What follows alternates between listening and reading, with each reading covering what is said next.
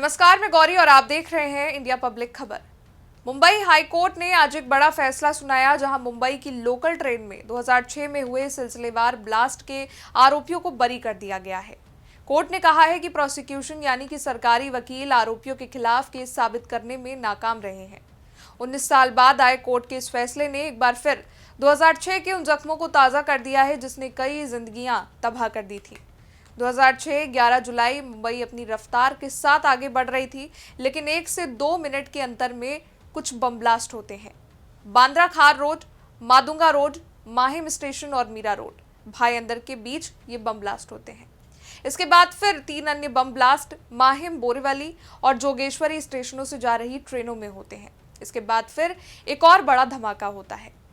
पहला धमाका शाम 6:24 पर, दूसरा धमाका शाम 6:24 पर, तीसरा ब्लास्ट 6:25 पर, चौथा 6:26 पर, पांचवा 6:29 पर, छठा 6:30 पर और सातवां ब्लास्ट 6:35 पर होता है।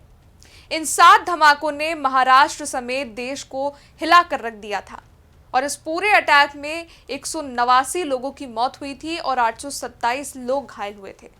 ये सभी धमाके मुंबई के वेस्टर्न लाइन की लोकल ट्रेनों में अंजाम दिए गए थे। जिन भी कोच में ब्लास्ट हुआ उनके परखच्चे तक उड़ गए थे और इस पूरे अटैक की जिम्मेदारी लश्कर-ए-तैयबा ने ली थी। इस धमाके के बाद एटीएस ने इस केस में कुल 13 आरोपियों को गिरफ्तार किया था और 15 आरोपी फरार बताए थे, जिनमें से कुछ के पाकिस्तान में होने की आशंका जताई गई थी।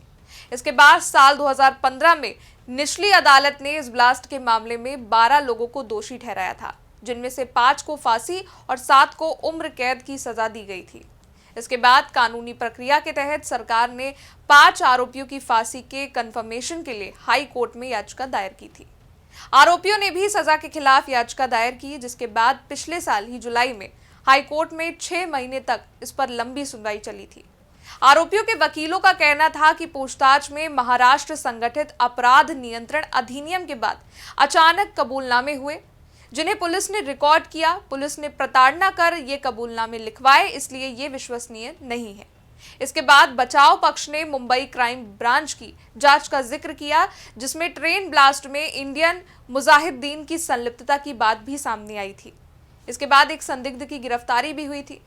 तो वहीं आईएम सदस्य सादिक का कबूलनामा भी पेश किया गया था और इस मामले में सरकारी वकील राजा ठाकरे ने 3 महीने तक बहस करके ये कहा था कि ये रेयरेस्ट ऑफ रेयर मामला है, फांसी की पुष्टि हो। अब आज मुंबई कोर्ट ने इस ब्लास्ट पर अपना फैसला सुनाया है और सभी 12 आरोपियों को बरी किया है।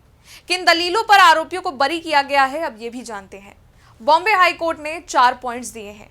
पहला, सबूत, गवाहों के बयान और आरोपियों से जो बरामद किया गया है वो उन्हें दोषी ठहराने के लिए पर्याप्त नहीं है। दूसरा, बम बनाने के लिए जो विस्फोटक इस्तेमाल हुए हैं सबूत के तौर पर उन्हें ठीक से नहीं रखा गया, पैकेट का सीलिंग भी खराब था। तीसरा, प्रोसिक्यूशन यानी कि सरकारी वकील अपराध में इस्तेमाल किए गए बमों के प्रकार को भी रिकॉर्ड में लाने में विफल रहा। और चौथा, आरोपियों के जो बयान लिए गए हैं उन्हें देखकर ये लगता है कि ये जबरदस्ती और चोट पहुंचाकर रिकॉर्ड कराए गए हैं। इन 4 बिंदुओं पर कोर्ट ने यह फैसला सुनाते हुए 12 आरोपियों को बरी किया है। तो वहीं बॉम्बे हाई कोर्ट के इस फैसले पर जमीयत उलेमाए हिंद के अध्यक्ष अरशद मदनी ने भी बयान जारी करा है। उन्होंने कहा, जमीयत उलेमाए हिंद को एक और बड़ी कामयाबी मिली। बॉम्बे हाई कोर्ट ने 5 आरोपियों की मौत की सजा से बरी कर दिया है और 7 अन्य की आजीवन कारावास की सजा रद्द कर दी है। ये फैसला 2006 के 7/11 मुंबई ट्रेन विस्फोट मामले में सुनाया गया। ये फैसला 19 साल बाद आया है, जो बॉम्बे हाई कोर्ट का एक ऐतिहासिक फैसला है। हाई कोर्ट ने निचली अदालत के फैसले को गलत ठहराया। जमीयत उलेमाए महाराष्ट्र की लीगल सेल का सफल प्रयास सराहनीय है। ये सत्य और न्याय की जीत है। निर्दोष लोगों का जीवन बर्बाद करने वालों को जवाबदेह ठहराए बिना न्याय अधूरा है।